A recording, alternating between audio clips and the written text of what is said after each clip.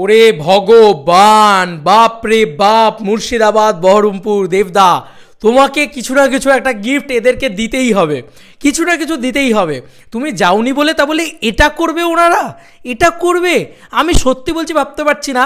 মাত্র কিছুক্ষণ আগে এই কয়েক দিনের টিকিট খুলেছে, এক সপ্তাহ, ইয়েস নেক্সট এক সপ্তাহ পুরো হাউসফুল করে দিয়েছে ভাই।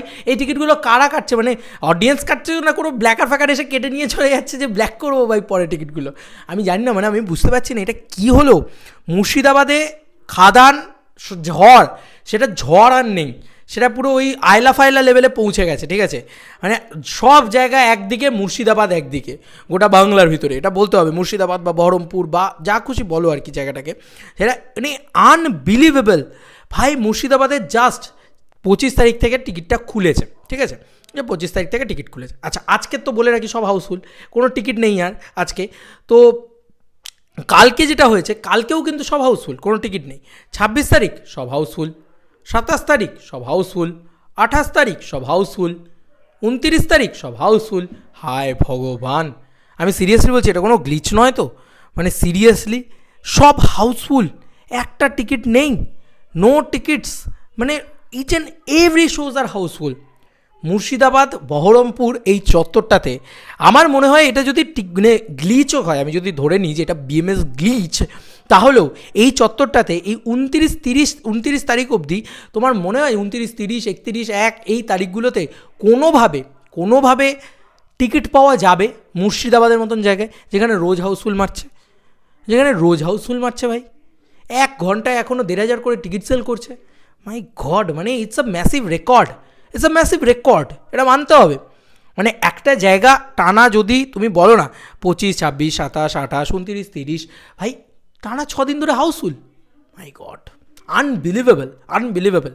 আবার বলছি, এই যে জায়গাটা রয়েছে না, এই জায়গাটাতে যত শোজ আছে সেই শোজগুলো রোজ এমনিই হাউসফুল যেত। যদি না এখন থেকে টিকিট কাটা থাকতো, তাও লোকগুলো গিয়ে এই শোজগুলো হাউসফুল করতো। আর এদেরকে মাথা ভর্তি গর্ত বলা হচ্ছিল, এই অডিয়েন্সটাকে ছোট করা হচ্ছিল। এই অডিয়েন্সটা হচ্ছে ভগবান রে ভাই। এই জনতা জনার্দন বলে না, রাধে রাধে বলো, রাধে রাধে। মানে আমি সত্যি বলছি, আমি জাস্ট মানে জনার্দন বানিয়েছে সত্যি। জনতার মার কেওড়াতলা পার, আমরা বারবার এই কথাগুলো বলি। জনতার পাওয়ার যে কী জিনিস সেটা মুর্শিদাবাদ দেখাচ্ছে। আমি সত্যি বলছি দেবদা, তোমাকে মুর্শিদাবাদ যেতেই হবে। আর যদি ভিড় কন্ট্রোল না করা যায়, মুর্শিদাবাদের জন্য তোমাকে কিছু একটা প্ল্যান করতে হবে, তোমাকে কিছু একটা গিফট দিতে হবে। কারণ মুর্শিদাবাদ তোমাকে যে লেভেলে ভালোবাসে, গোটা বাংলার ভালোবাসা একদিকে, মুর্শিদাবাদের ভালোবাসা একদিকে। পাগলের মতন দেখছে ভাই ছবি, পাগলের মতন দেখছে ওখানে। হল খুলতে দিচ্ছে না, শো খুলতে দিচ্ছে না, তার আগে হলের সামনে গিয়ে বলছে টিকিট দাও।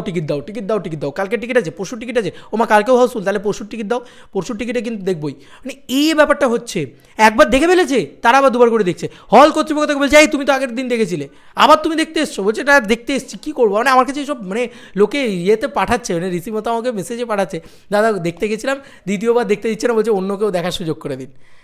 এরম ক্রেজ একটা বাংলা ছবির। স্যালুট, সিরিয়াসলি বলছি, seriously it's a massive thing. তো যাই হোক, এটা খুব ভালো লাগার মতন বিষয়।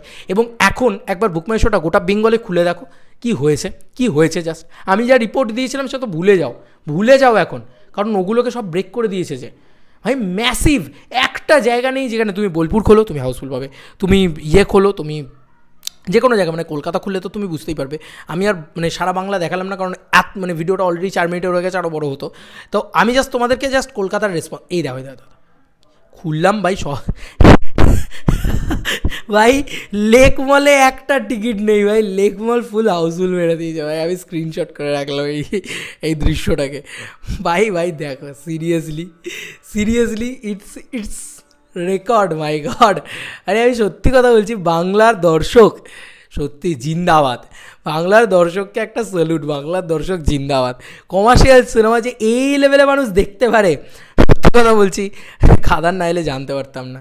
সিরিয়াসলি যা শো চলছে সব ভাই, সব খাদান মানে ডে 1 থেকেও বেটার রেসপন্স আজকে মারতে পারে, বা সোমবারের থেকেও বেটার রেসপন্স আজকে মারতে পারে।